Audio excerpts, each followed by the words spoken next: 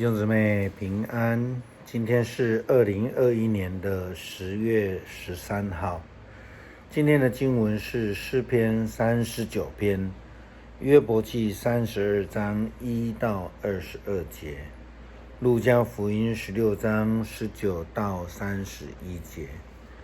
今天的经文所要分享的主题是说服。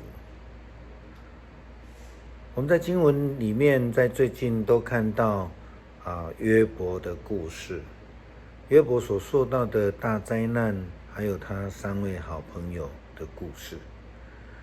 我们知道约伯的3位朋友费尽了口舌，说尽了好话，甚至很难听的责备，就是没有办法说服约伯接受他所遇见的状况，因为约伯心里刚硬，他不愿意相信上帝的祝福看顾会让他遭遇到这样的一个境遇。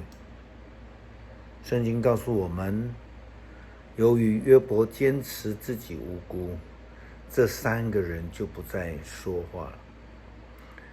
当然，这是在悲伤辅导当中最困难的部分，就是当事者完全不愿意接受，不愿意听。但是同时呢，我们也发现约伯没有办法得到安慰，不能被说服，也是因为他的3个朋友，虽然他们对他非常非常的好，很在意约伯，但却是说话非常的不得体，无法安慰约伯。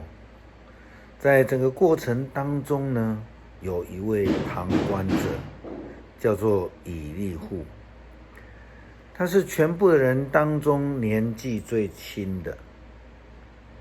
他等到大家这4个人，约伯和3个朋友都说到没有话可说的时候，他才开始发言。他不但认为约伯是一个无理取闹的人，自以为义又埋怨上帝，他同时也认为约伯的3位好朋友不晓得如何回答约伯，不能说服约伯，就等同于他们默认了约伯的说法，就是上帝是无理的。以利户总共在约伯记里面发表了6章的长篇，这当中有一个最重要的中心思想，就是他说没有人能够有智慧去说服约伯，只有上帝自己才可以。圣经说，于是以利户发言，我年纪最轻，而你们是前辈，所以我原不敢把想说的话说出来。我想我应该让前辈说话，让年纪大的传授他们的智慧。其实只有全能上帝的灵能够将智慧赐给世人。年纪大并不一定会增加人的智慧，岁数多也不一定会使人明辨是非。因此我请求你们听我说，让我把心里的话都告诉你们。他说他非常认真的听了他们4个人，就是约伯和3个好朋友的对话，他从头到尾都听了。他也看到约伯的3位好朋友已经说到无话可说，所以他就开始发表自己的看法。他一方面也批评约伯，另外一方面也批判约伯的3位好友。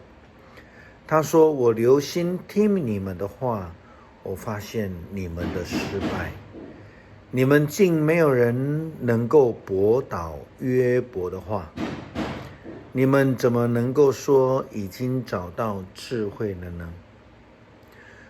只有上帝能够说服约伯，人不能。约伯是对你们发言，不是对我。然而我永远不会像你们那样回答他。这样的说法符合了圣经的原则，智慧是从上帝而来，只有真智慧的人才能够去说服约伯，就是上帝。根据圣经，说服原文希伯来文是驱使 nada 的意思，在英文我们可以翻译成 driven、asunder， NIV 翻译成 refute。 这个意思是反驳，不是只有说服而已，是反驳。从这样的观点来看，就是说只有上帝能够指正反驳，就是说约伯的错误的思想跟观念。这样的概念在新约其实也非常明白的指出。今天在新约经文里面提到财主与拉撒路的故事，在阴间受苦的财主恳求亚伯拉罕差遣拉撒路去跟他的兄弟提醒，不要再作恶了。但是亚伯拉罕回复他说，你的弟兄有摩西和先知们去警告他们，让你的弟兄去听他们吧。财主说，祖宗亚伯拉罕啊，可是那不够啊，假如有人从死里复活到他们那里去，他们就会悔改。可是亚伯拉罕说，如果他们不听摩西和先知们的话，即使有人从死里复活，他们也不会相信的。如果上帝所差遣的先知之言都不愿意听，他们如何能够听一个连他们都瞧不起的拉撒路的话呢？如果上帝所派遣的先知都不能够说服这一位财主，那么拉撒路如何去说服这一群骄傲自义财主的兄弟们呢？这一群认为财富才能代表身份、代表受祝福的人们，如何那么的轻易能够被说服呢？我们必须要如同以西结先知所说的，我要赐给你们一个新心，将心灵放在你们里面，又从你们肉体中除掉实心，赐给你们肉心。我必将我的灵放在你们里面，使你们顺从我的律例，谨守遵行我的典章。你们必住在我所赐给你们列祖之地。你们要做我的子民，我要做你们的上帝。这是以西结书36章26到28节。弟兄姊妹们，让我们的心不再刚硬，将我们的内心换为肉心，能够被上帝所说服，顺服上帝的诫命，成为一个新创造的人。当然，如同约伯是一个非常明显的例子，是不容易的。我们并不一定要能够比约伯更好，但是在看他的例子当中，我们应该是被提醒了。我们应该要学习亲近上帝，依靠上帝，成为一位心里柔软的人。最后，我们再一次用诗篇39篇，我们一起来读，作为我们最后的祷告。我说过，我要谨慎我的行为，不让我的舌头犯罪。作恶的人在我面前时，我要闭口不言，我静默，我不发一言，连好话也不出口。但是我的痛苦更加剧烈，我心里充满焦虑，我越沉思越觉得不妥，禁不住发问：上主啊，我的寿命多长？我几时会死？求你指示我的终局几时来到？你使我的生命那么短促，在你眼中，我一生的岁月几乎等于零。个人的生命不过像一口气息，人生如泡影，一切的操劳都是虚空。他累积财富，却不知道归谁享受。主啊，我还能盼望什么呢？我只有仰望你。